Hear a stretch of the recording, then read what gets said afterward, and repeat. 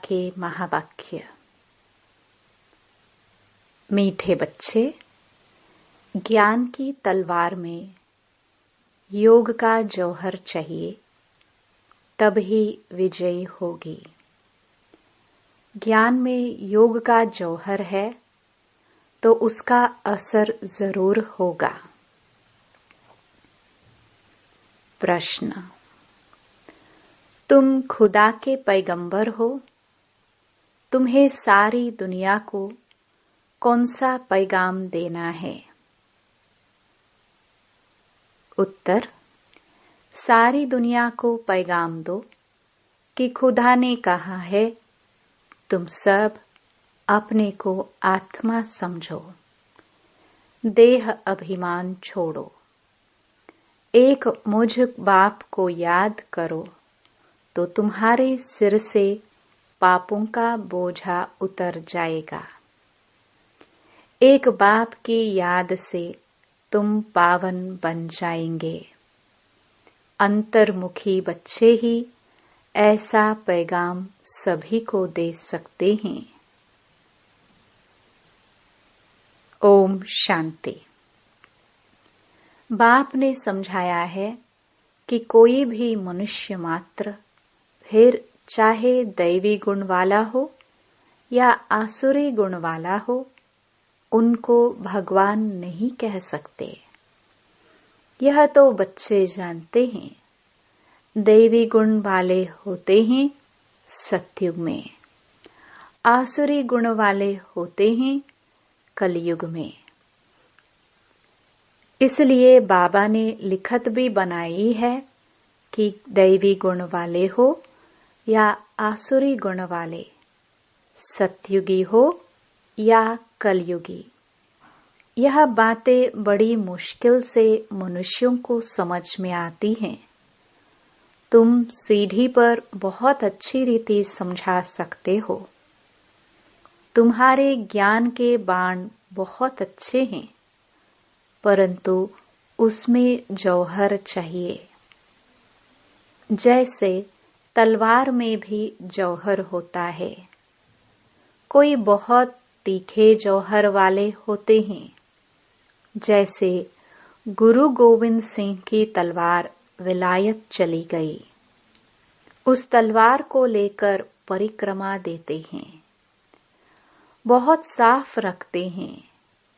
कोई 2 पैसे की तलवार भी होते हैं जिसमें जौहर होता है, वह बहुत तीखी होती है, उनका दाम बहुत होता है। बच्चों में भी ऐसे हैं। कोई में ज्ञान बहुत है, योग का जौहर कम है। जो बांधेले हैं, गरीब हैं, वह शिव बाबा को बहुत याद करते हैं। उनमें ज्ञान कम है, योग का जौहर बहुत है। वह तमो प्रधान से सतो प्रधान बन रहे हैं। जैसे एक अर्जुन भील का भी मिसाल दिखाते हैं। अर्जुन से भी भील तीखा हो गया बाण मारने में। अर्जुन अर्थात जो घर में रहते हैं, रोज सुनते हैं, उनसे बाहर रहने वाले तीखे हो जाते हैं। जिसमें ज्ञान का जौहर है, उनके आगे वह भरीड होते हैं, कहेंगे भावी। कोई फेल होते हैं, वह देवाला मारते हैं तो नसीब पर हाथ रखते हैं। ज्ञान के साथ योग का जौहर भी जरूर चाहिए। जौहर नहीं तो गोया कुक्कड़ ज्ञानी हैं। बच्चे भी फील करते हैं। कोई का पति में, कोई का किस में प्यार होता है। ज्ञान में बहुत तीखे होते, लेकिन अंदर खिटखिट रहती है। यहाँ तो बिल्कुल साधारण रहना है।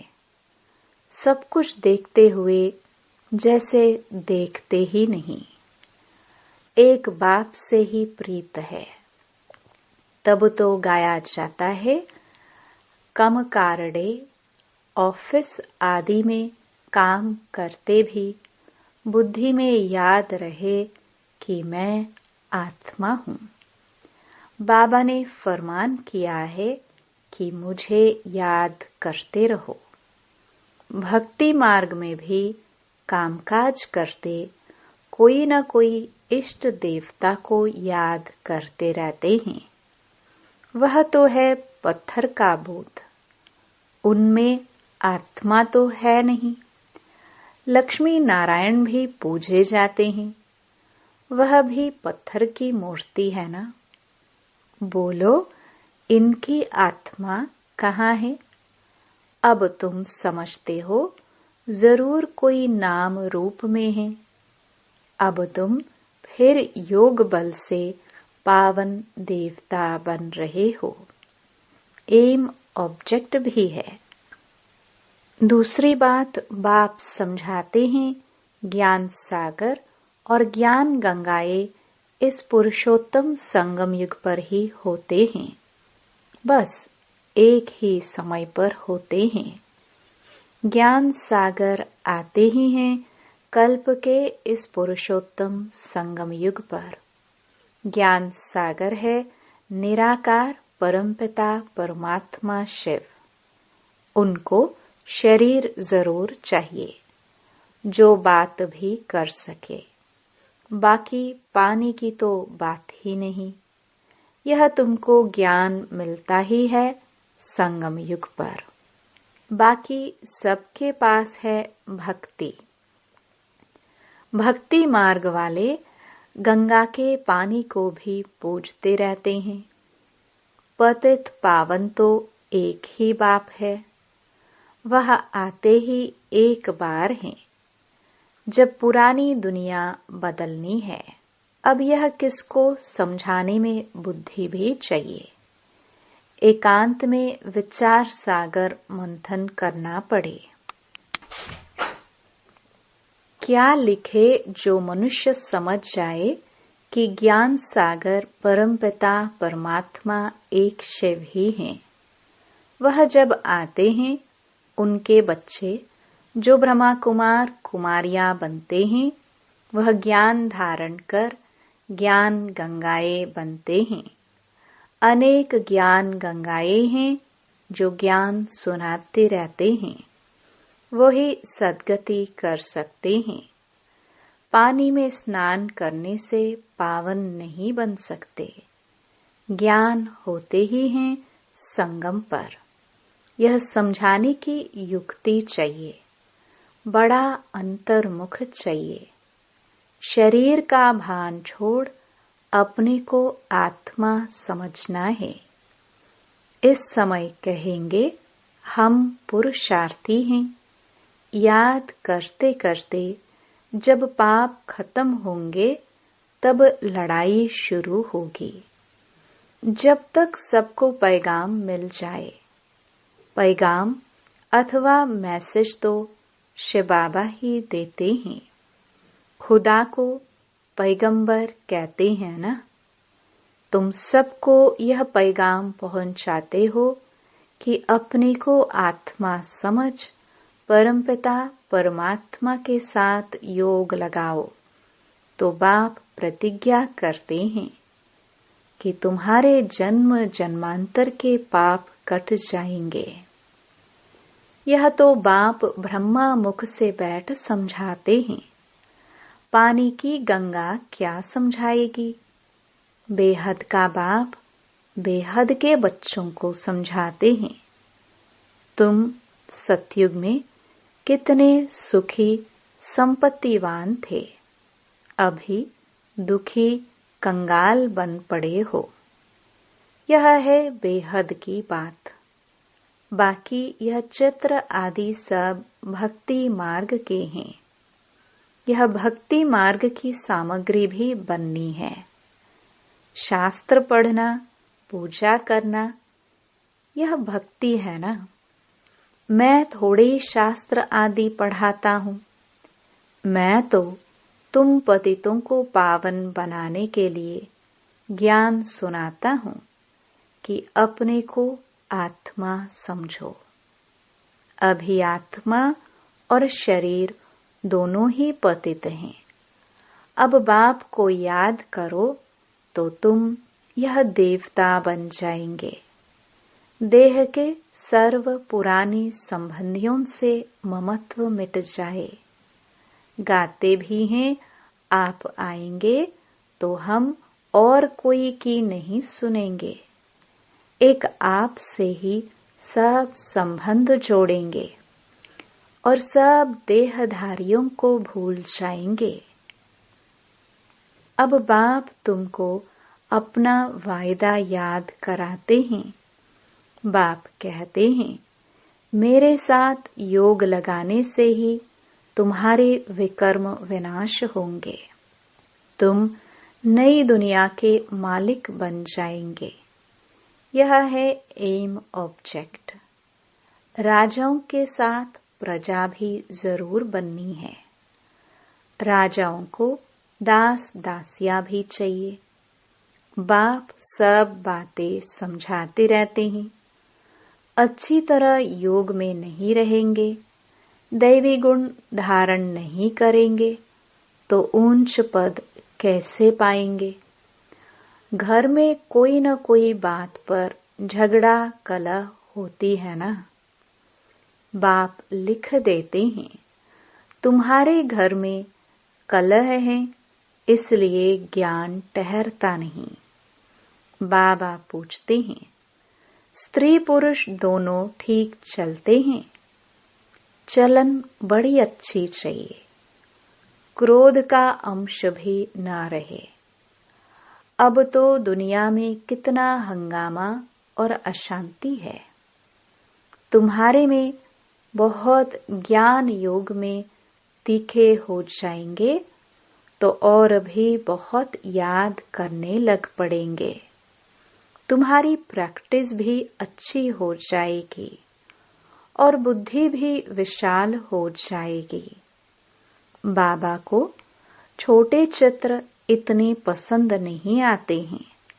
सब बड़े बड़े चित्र हों, बाहर मुख्य स्थानों पर रखो। जैसे नाटक के बड़े बड़े चित्र रखते हैं ना, अच्छे अच्छे चित्र बनाओ जो बिल्कुल खराब ना हो। सीढ़ी भी बहुत बड़ी बड़ी बनाकर ऐसी जगह रखो जो सबकी नजर पड़े। शीट पर ही रंग आदि ऐसा मजबूत हो जो पानी व धूप में खराब न हो। मुख्य स्थानों पर रख दो, या कहाँ एग्जिबिशन होती है तो मुख्य बड़े 2-3 चित्र ही काफी हैं। यह गोला भी वास्तव में दीवार जितना बनना चाहिए। भल 8-10 आदमी उठाकर रखे, कोई भी दूर से देखे तो एकदम क्लियर मालूम पड़ जाए। सतयुग में तो और सब इतने धर्म होते नहीं, वह तो आते ही बाद में है। पहले तो स्वर्ग में बहुत थोड़े मनुष्य होते हैं। अब स्वर्ग है या नरक, तुम इस पर बहुत अच्छी तरह समझा सकते हो। जो आए उनको समझाते रहो। बड़े बड़े चित्र हो, कैसे पांडवों के बड़े बड़े भूत बनाते हैं। तुम भी पांडव हो ना। शिव बाबा तो संगम पर पढ़ाते हैं। वह श्री कृष्ण है, सतयुग का फर्स्ट प्रिंस। तुम समझाते समझाते अपनी राजाई स्थापन कर लेते हो। कोई पढ़ते पढ़ते छोड़ देते हैं। स्कूल में भी कोई नहीं पढ़ सकते हैं तो पढ़ाई छोड़ देते हैं। यहाँ भी बहुत हैं जिन्होंने पढ़ाई को छोड़ दिया है, फिर वह स्वर्ग में नहीं आएंगे क्या? मैं विश्व का मालिक, मेरे से कोई 2 अक्षर भी सुने तो भी स्वर्ग में जरूर आएंगे। आगे चलकर ढेर सुनेंगे। यह सारी राजधानी स्थापन होती है कल्प पहले मिसल। बच्चे समझते हैं हमने अनेक बार राज्य लिया है, फिर गवाया है। हीरे जैसा थे, फिर कौड़ी जैसा बने हैं। भारत हीरे मिसल थे। अभी फिर क्या हुआ है? भारत तो वही होगा ना। इस संगम को पुरुषोत्तम युग कहा जाता है।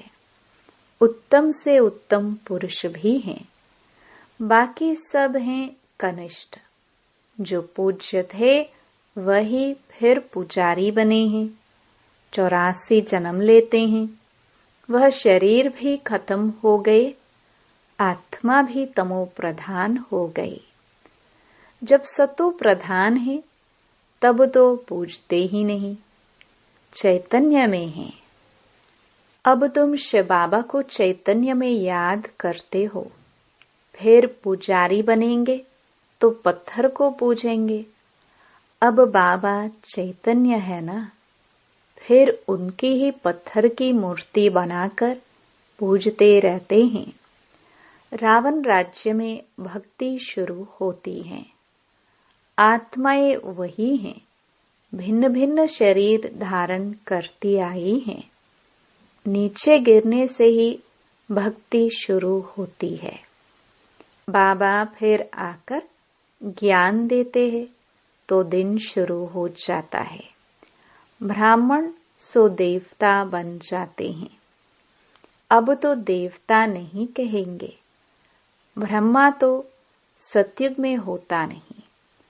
यहाँ ब्रह्मा तपस्या कर रहे हैं, मनुष्य है ना।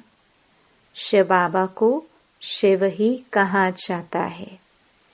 इनमें है तो भी शिव बाबा कहेंगे, दूसरा कोई नाम नहीं रखा जाता है। इनमें शिव बाबा आते हैं। वह ज्ञान का सागर है। इस ब्रह्मा तन द्वारा ज्ञान देते हैं, तो चित्र आदि भी बड़ी समझ से बनाने हैं। इसमें लिखत ही काम में आती है। पतित पावन पानी का सागर या पानी की नदियां हैं। वह ज्ञान सागर और उनसे निकली हुई ज्ञान गंगाएं ब्रह्मा कुमार कुमारियां हैं। इनको ही बाप ज्ञान देते हैं। ब्रह्मा द्वारा जो ब्राह्मण बनते हैं वही फिर देवता बनते हैं। विराट रूप का चित्र भी बहुत बड़ा दिखाना है। यह है मुख्य चित्र। बाप समझाते हैं, मीठे बच्चे, तुम्हें अपनी सिविल बुद्धि बनानी है। जब बाबा देखते हैं कि इनकी क्रिमिनल आई है तो समझ जाते हैं यह चल नहीं सकेंगे। तुम्हारी आत्मा अब त्रिकालदर्शी बनती है। यह कोई विरला समझते हैं।